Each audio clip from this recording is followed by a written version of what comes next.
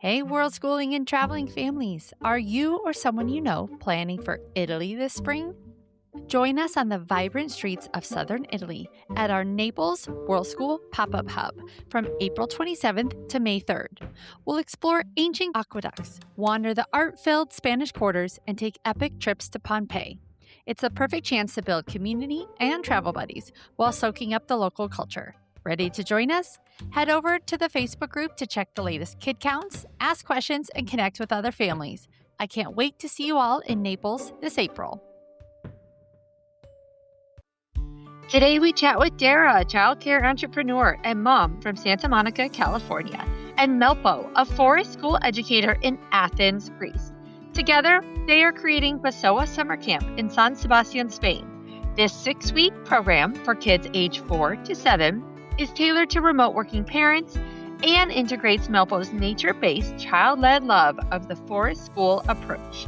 We highlight the logistics of slow travel, the benefits of forest schools, and how to find childcare when arriving in a new location. A delightful conversation. Welcome to the Wander World School podcast. I'm Susie, a travel-loving money nerd, mom of 2, and our family lives between Spain and Colorado and soon Japan. On this show, we discuss the stories, logistics, and finances of traveling families and the many ways to learn along the way. Today, we get to know Dara and Melpo. Before we jump into your summer camp offering, why don't you introduce yourself?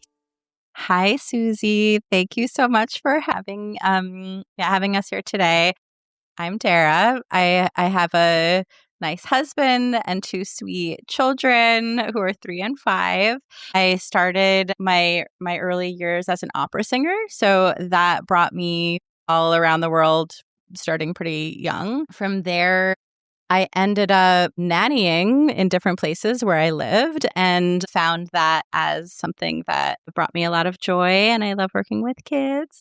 I ended up starting my first company, Smart Sitting, where we work with families and caregivers, and we offer childcare benefits at corporations, and we built technology to support everything. And last summer, I met Melpo in San Sebastian for the first time. And that changed everything. Melpo, would you like to introduce yourself next? Intro. I'm Melpo. I'm talking to you from Athens at the moment. I'm half Greek, half English, or I should say both Greek and English. I'm not half of anything. I'm both. I was born and raised here in Athens. I have lived here most of my life, other than the 3 years I spent in the UK studying. And my first love for traveling was in my third year of uni, where I got to go on an Erasmus trip to the kind of other side of the world, to the Indian Ocean in Reunion Island. And that kind of changed everything. And since then, I've grabbed literally every opportunity that's come my way, which was when I met my now partner, who was then living in San Sebastian. And I was able to spend time in San Sebastian and meet Dara. And I actually worked with her and her kids, who are absolutely adorable. And through babysitting, I kind of found forest school just experientially from taking kids outside, seeing how they were really acting quite differently when they were in nature. So the more I researched it, I found this whole pedagogy, and I then did my training in Crete at a forest school there. And since then, that's kind of been what I've really wanted to spend my time doing. So I have my own forest school here in Athens, and I also teach English and Greek combined to adults. And I'm kind of also traveling between the UK and Greece, because that's where my partner is now. And also, actually, I found an amazing forest school in the UK that I've been working at a little bit. So kind of just gathering all of these experiences. But I have to say the one that I'm the most excited about is 100% San Sebastian this summer. I can't wait. Everything that I'm learning, I'm like, oh, shall we do this? Like, what an amazing idea, and just getting really excited about it. Yes, the camp opportunity this summer in San Sebastian called Basoa. We will get into all the details and how the forest school elements are being incorporated into that. But I always like to go back and understand people's travel origin story, how their love for travel started.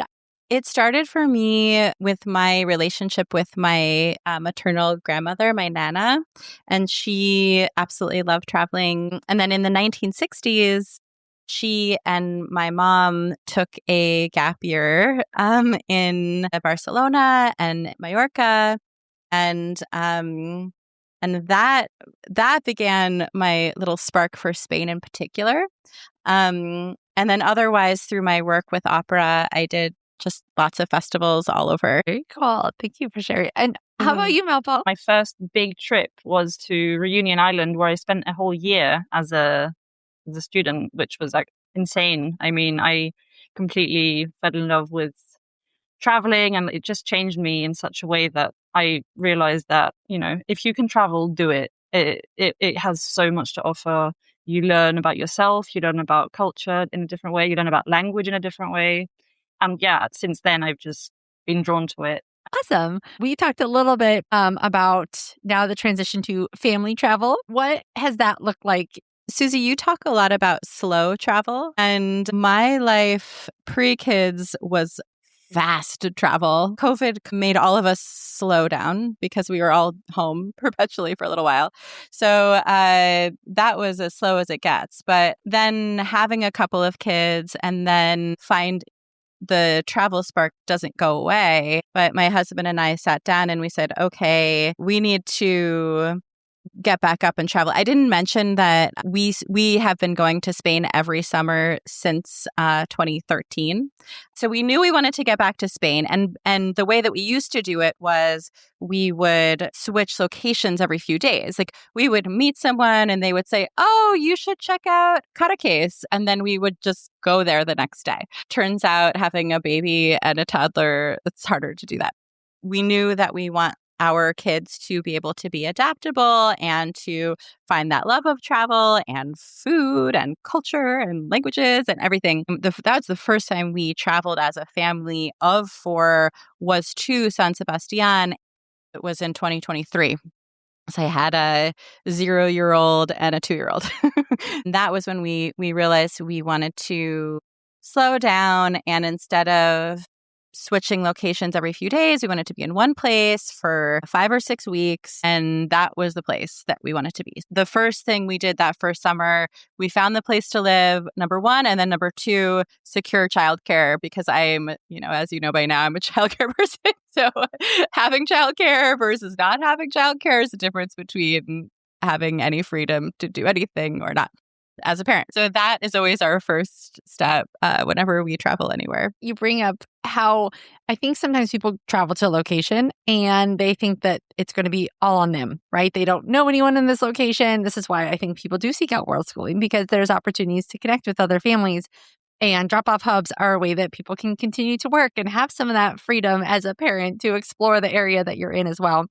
Childcare is another way, whether that's nanny service or sitters, but maybe that's a little intimidating to seek out when you arrive in a new location. If someone is interested in seeking that one-on-one sitter care, what are some things that they could explore? What are like some websites, or how would they go about looking for childcare in a new location?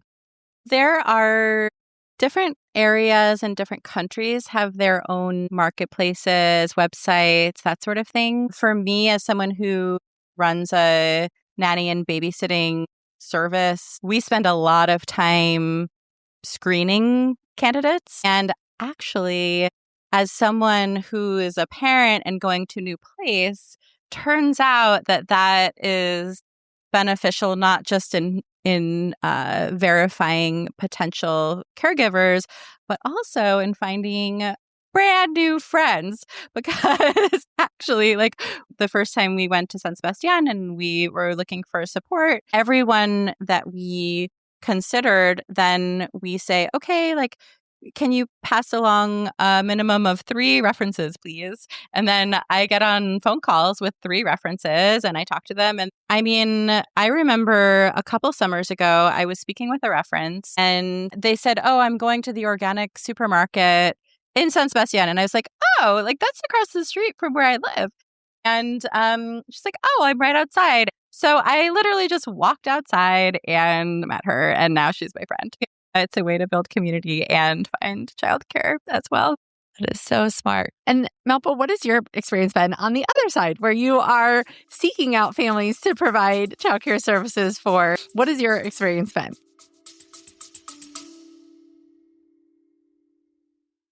Give your family the ultimate travel tool, the gift of language. Preply's one-on-one native-speaking tutors make world schooling more immersive and fun, fitting perfectly into your busy travel schedule.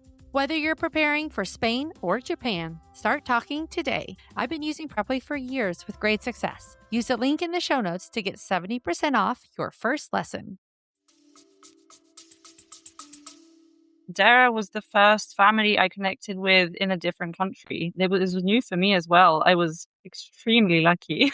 I mean, when I was studying in London, I babysat quite a lot, but that was word of mouth. And then in Athens as well, mainly word of mouth, honestly. I agree with Dara. Like, you can meet people that you actually end up like forming all sorts of interesting relations with. It's quite cool.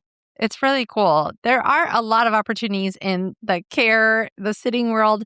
We have hosted an au pair before, and it was a bro pair. So I don't know if my two boys will be interested in that opportunity, but I know it is available that they could go and be in that role and be with the family and help provide for the family. And I just think it's a really cool way to meet a childcare need while having this cultural experience. And you're right. As you connect with more families in an area, you can find friends, you can find help, which is super important. But let's talk a little bit about education. I'm curious your thoughts about education and also if there's any languages that have been part of your experience. I fell in love with forest school because of how I just saw it in real life unfold. It wasn't a theoretical approach for me in the beginning. It was very hands-on. Actually, this started through COVID, and inside with kids was really difficult. They were tired. They didn't want to be inside anymore. The moment we would go to the park, it would all change. And actually, these were Greek kids who I was trying to also teach English to. And the minute we went into the park, all of these things I was trying to do inside changed and they worked. That's when I kind of went down the theoretical approach and did my training and, started reading up all about this approach. Forest school is a long-term process. So the idea is that kids get repeated visits to a natural area. It's child-led and it has a strong focus on tools. So I think that all of these are vital today. Kids being able to have that time in nature to unwind. Also, if they want to, get to know, like, what are all of these bugs out here? What are all of these trees and shrubs and trees? Like, how does this all work? The more time they spend there, I really believe that they may also start to care about the environment there. That's, we're not going to force them to care about it, but my experience shows that they do. Like, the more time they spend in an outside setting, a specific one at least, they start to care for it. If the other aspect that I believe is super important is child-led. As facilitators, we try and observe and listen carefully with our eyes and our ears, see kind of where kids' curiosity takes them, because they do have that innate curiosity. We don't really need to push them into anything. And then our job is to bring the right materials to kind of help them and guide that curiosity and help them get the most out of the experience that they can. And then I cannot not talk about tool use, which is something that this year I've been super into learning about how to use tools with kids. And actually, something that we've incorporated into our program at Basoa is toy workshops.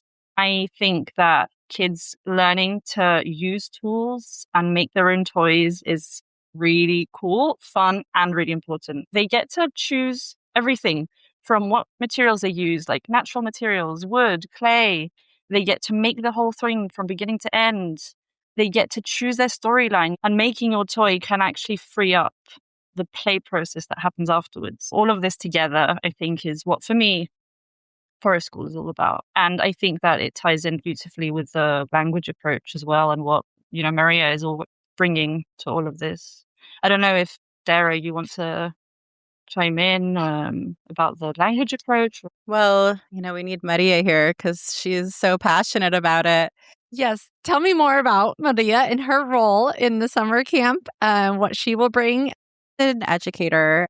Okay. And she has recently broken out and launched her own community space.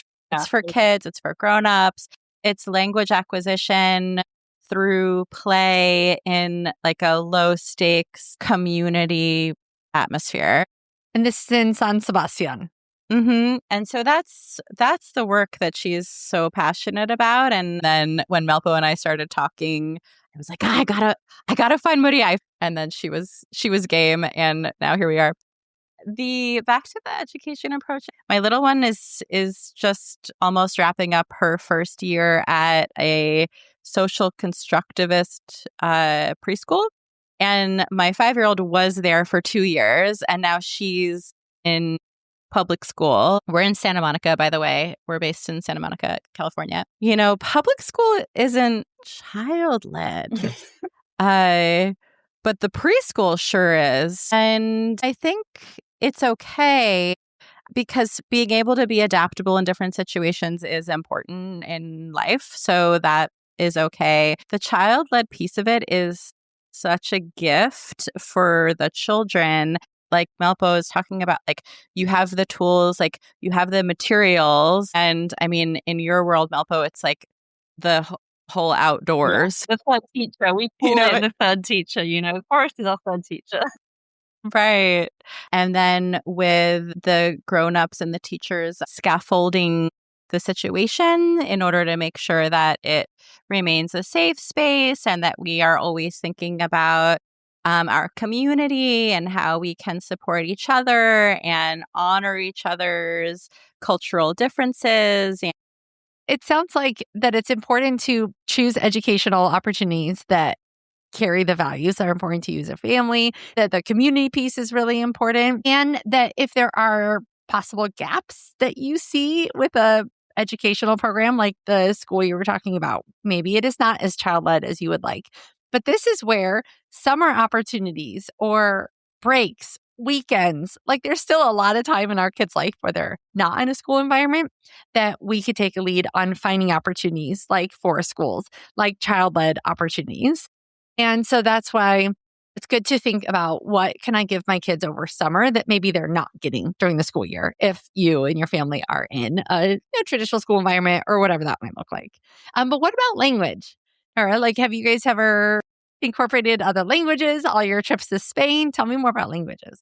Well, Melpo speaks a lot of languages. I speak that. You know what? I was thinking just now in my head, I had that song that I was actually singing to your kids, and they really liked it. It was a Greek song. I like bringing in songs and things from various languages, especially if they've got like a rhythm to it. I don't think children really mind like what language it's in if there's a catchy rhythm or the beat. Yeah. What languages do you speak, Melpo? So I mean, I'm bilingual, right? So English and Greek are they're both my mother tongues. I'm fluent. And then I also speak French because I studied comparative literature and French. And then I spent the year in France as well, Reunion Island, speaking French. And I'm learning Spanish. And, if you move to Spain, you will learn Spanish and no one's going to be judging you on anything, I think. No, they're so welcoming. They're so willing to try. I mean, they don't always slow down the way I wish they would. When I speak to them, I 100% agree. What about you? I was interested in learning different languages early in my career when I was still in the opera world. And as part of that, I did a deep dive into IPA, which is the International Phonetic Alphabet. That helps me so that I can phonetically understand different languages. And I also lived in Rome for a year between undergrad and grad school. So when I started spending more time in Spain than in Italy, then my Spanish, it's sounded a little Italian, but I think it's becoming a little bit better. Well, thank you for sharing. Let's talk about the financial and logistical side. You talked about summers abroad in Spain. Tell me a little more about how you've been able to financially and logistically make this opportunity to travel work.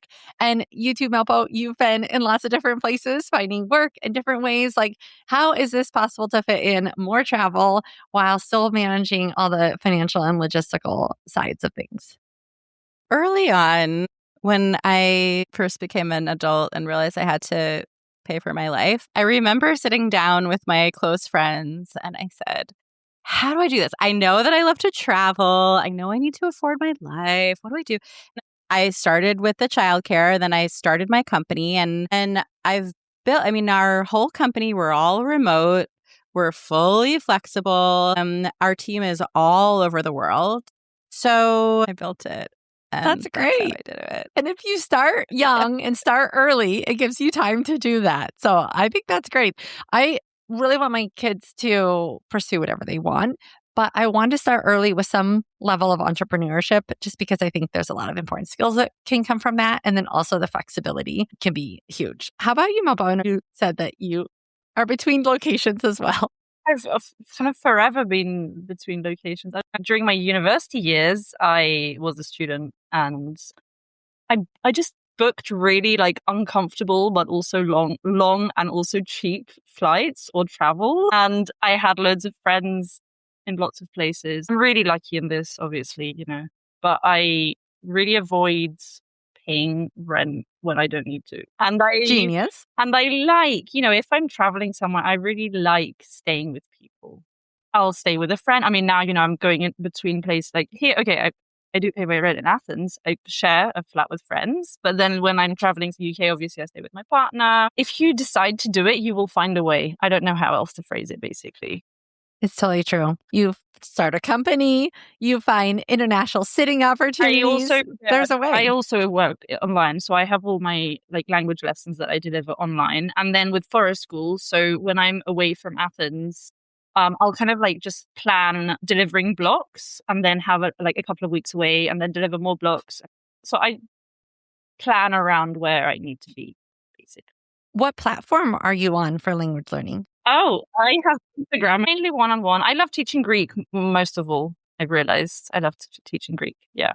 And I'm curious, with the people that you are teaching Greek to, are these people that are moving to Greece or? Yeah, a lot of. Okay, from all over? From all over. Yeah, I think Greece has become quite like a attraction lately. I don't know. I keep meeting people who are getting fed up with a lot of northern cities with various difficulties, and they really want the sun and other things that Greece has to offer. So my parents have a restaurant on a Greek island called Alonisos, which my sister is currently running.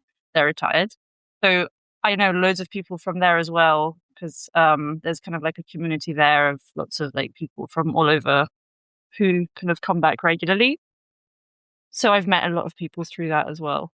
Which island you said? Or which city? So it's Alonisos. It's a tiny island close to where Mamma Mia was filmed, actually, the next island over. That's so cool. I wanted to mention one other thing about that logistically how. Yeah. So my family and I, we're here in Santa Monica. We bought a home in San Sebastian a few years ago and we rent it out when we're not there. And that is also a great way to, afford to have multiple homes. I love it. That is so cool. And so it is so nice, though, to have a place with your belongings that you can come back to. It's great. Yeah. But let's talk more about San Sebastian and about Basoa Summer Camp that will be a summer day camp in San Sebastian, Spain this summer. Tell me more about the logistics, the location, typical day, and the ages of kids and what they can expect. I have planned every single day, but it's this thing of where you have a plan, but then a good day is actually probably doing half of the plan or even not any of the plan because the plan is there to be broken. At preschool, we call it planned possibilities. Oh, that's very nice. I like that. So the camp is for kids aged 4 to 7. It's 2 to 8 p.m. It's a 6-week program. We have kind of structured the day in a way that we are able to have a daily trip to an outdoor area plus time back at La Cabaña. So we've got the forest school element plus the kind of toy workshop back at La Cabaña / story time / puppet theater. We've kind of got all of these activities we want to be intertwining. The surrounding area of La Cabaña is amazing because there's a really nice park nearby, as well as hills for hiking. We're encouraging the full 6 weeks so that we're really able to build this community. We will all, I think, kind of go through a journey together. And it's important to be there from the beginning where we're talking about our values with the kids. We're setting our goals. We're, creating these pathways for communication. And then I think there is a kind of learning curve of learning how to do various things. and learning about safety and giving kids the opportunity to take controlled risks. So that's perfect. And what was the goal picking the 2 to 8 p.m. time? I'm guessing for people that are working US hours, that overlaps with most of the workday. And then families have time in the morning together when I feel like kids are at their best and they're most energetic. And then they get to go do their playtime. That was, I mean, you got it. I will say that we're looking to be supportive to the community as a whole.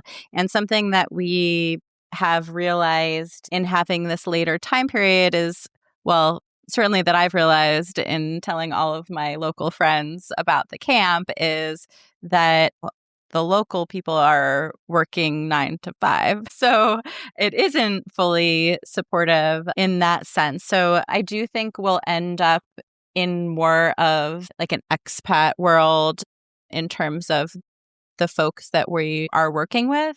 Although being in a place like Donostia, San Sebastian, it has so much history, and Euskera is the local language, and that's really important for us to include into it and to honor the place. We've already decided that for future summers, we'll have a morning camp and an afternoon evening camp as a way to be supportive to everybody. Of course, we want one summer under our belt before we go expanding it. That makes sense too. To pick a time that might work for traveling families, especially, and then add on as you get your feet under you and come up with like, how can we expand on this awesome program we're building? Yeah, I mean, I'm just going to add to this because what Dara is saying is super important. And we are working with Maria, who is such a cool woman. She is from Donostia. She's bilingual and also speaks English. We were talking with her, and this is her work. She's working with languages, with Euskera, with Spanish, and with English. I mean, she's super interesting to talk to about, this whole thing of language and identity. What she brings to the table is 100% this this Basque identity as well. That I think her whole space kind of speaks of that. I remember, she's got these amazing dolls in her space that are like traditional Basque dolls and all these stories. So we've got a lot to learn from her. Absolutely. I love it. That is what I don't think people realize before they travel around Spain is actually how diverse it is with languages and climate and history. It is a pretty compact country in some ways, but there's so much to explore. We're absolutely going to link to the program in the show notes so people can come check it out. Give me the dates again. You said 6-week program. June 29th through August 10th. So it's those 6 weeks, 2 p.m. to 8 p.m. Once you can sort of see an overview on the link, and then there's an interest form. So we ask that anyone who's interested complete the interest form, and then we'll have a one-on-one meeting to get to know your family and tell you more about the program, answer any questions that you might have. And then if you're interested, then you would submit an application from there. Perfect. That's a great way to get information first. Ask questions that you have. If you're a family looking into this opportunity, that you can see if it might be a good fit for your family. Because it sounds like a wonderful program. I wish we could stick around longer. And might the ages expand in future years as well? I mean, potentially. Well, listen, I have a 3 and a 5-year-old who will be turning 4 and 6. I think definitely, there's a lot of interest in all of it, everything kind of that we're incorporating this year. There's, definitely, there's a lot of, it can expand in so many interesting ways. So talk a tiny bit about the overview of the 6 weeks, or? Yeah, let's go for it. After our first week of kind of, which is focused on everyone getting to know each other and feeling at home, feeling comfortable through various, games. Every week has a theme that is explored in various ways. And so we've got woodland explorations of bug hunts, building bug hotels, mud tree spirits. Then we've got flowers, bees, and natural dyes, doing things like making seed bombs, learning about pollinators. Then we've got music by the sea, so making musical instruments, going to the beach. Then we've got building shelters, learning about birds and building nests. And also plenty of puppet theatre and tool making workshops, working with wood, learning how to use like real tools, and also a lot about marine life, learning about, all the fascinating marine life around Donostia, sea-themed stories, and plenty of folklore in there as well. So this is just a kind of taster of what we've got going. Sounds amazing. Dara, I'm watching your smile just jump off your face. I'm very excited about it. I can't wait to get back to Donostia, San Sebastian. Honestly, it's a really, really nice place. We were there at the end of May last year, and just for a long weekend, and I fell in love. I need to get back there for a summer camp. Would be a perfect time to be in that area. Let's talk about some of the challenges, though, of either coming up with a summer camp or managing travel as a family and households across different countries. Tell me something that is a challenge. And then, of course, we'll talk about the positive parts of designing a life that we love, of travel. Susie, my team at Smart Sitting, makes fun of me because every time someone uses the word problem or challenge, I say opportunity. Hey, that is perfect. It's true. So tell me about the opportunities that are being presented to you through business or travel or family life. Well, there's always a lot of logistics. I mean, one of the opportunities is just that we are so thankful for Maria for having a space, A, B, understanding all of the local laws around how to successfully run a camp and like all of those elements of it. I mean, I know how to do things like this in the United States, but Spain, it's a literally different country. So it has its own set of rules. Time zone differences and finding a time for all three of us to get together. It does feel extra magical when it happens. But also for me as a family, relocating my entire family and preparing my home and like cleaning, finding a subletter and that whole thing. There's a lot to it. There's literally unlimited logistics. We've reached the point of 2 booster seats, and it's like, oh, we can travel with a lot fewer items. And so there is joys that come with kids getting a little bit older, while I'm still happy that they're young and we can explore and all that fun stuff. What about you, Melpo? What's been an opportunity for you? An opportunity. I mean, meeting people, definitely. Like, I did not expect all of this to come out of last summer. This has been amazing. I think for me, the biggest difficulty has been just time to do everything the way I want to do it. It's taking me months to put together this program, writing out things, then we communicate with each other. I always feel like I've got like work that I have to do, but then I don't have enough time to do it because I've also got my other work. So it's this kind of cycle of, I need to create the time to do this properly. Well, I can tell you put a lot of care into the schedule and the planned possibilities for your summer camp.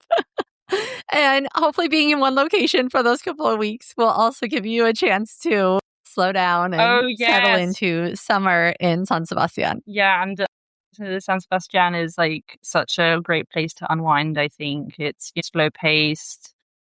It's a very green space. It just all feels really healthy. I don't know how to describe it compared to Athens, where there's so much pollution and noise pollution, all kinds of pollution, and it's everything so fast.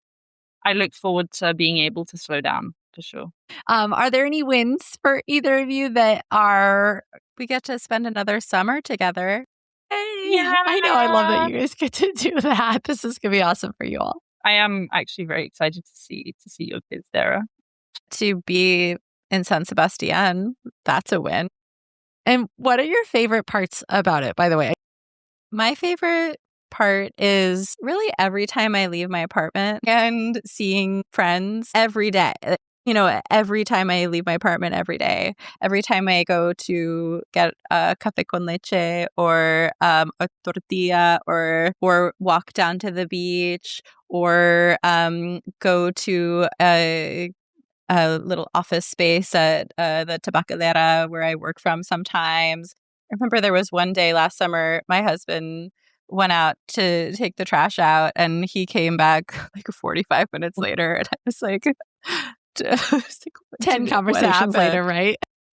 Exactly. Just like he bumped into the neighbor and he bumped into someone at the trash bin. And the environment is built for community. I mean, there are parks every other block, and there are unlimited marching bands. And, there's like so much music and love and care, and it's a place where people truly care about each other, and I care about everybody there as well. And that is what I'm looking forward to. That social piece is so key about living here. And I see people of all ages hanging out in the plaza together. I just love that. And the dogs too, all sharing the same water fountain.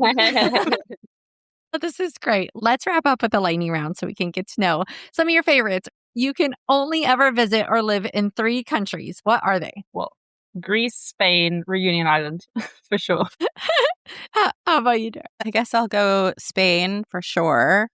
Greece? Yeah, I'll have Greece. Should I say the United States? If I want to see my friends and family, yeah, then I should probably just include here as well. Yeah, yep, that's okay. What is the best or worst food that you've tried? Sardines. Sardines are my favorite food. I bet that's very plentiful in Greece, Yes. am I guessing? Yeah. I love them. How about you? I'm a big foie gras fan, Which for better or worse. What again? Force-fed duck liver or goose liver, preferably seared with some sort of like side of fruit compote. What about the pinchos, right? San Sebastian is the pinchos, the food. Yeah. It was so great.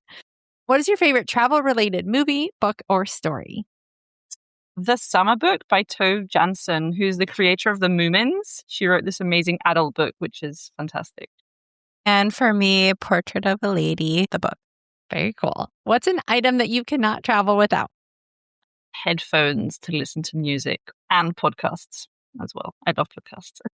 I have this very cozy pillow with the secret blanket inside of it, and it's really nice to have on an airplane.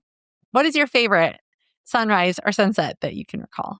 Mine is with my mum on Alonis's Island. She still does wake up at like 5:30 a.m. for some alone time. And I would hear her and I would go and join her in her alone time and we'd watch the sunset. I was outside of Denver in the mountains with one of my very best friends, Dee, and we were having a sunset hike, and then we found a spot to sit in the middle of a mountain and watch the sunset, and then she pulled out some secret chocolate-covered strawberries, and it was beautiful and perfect. Beautiful.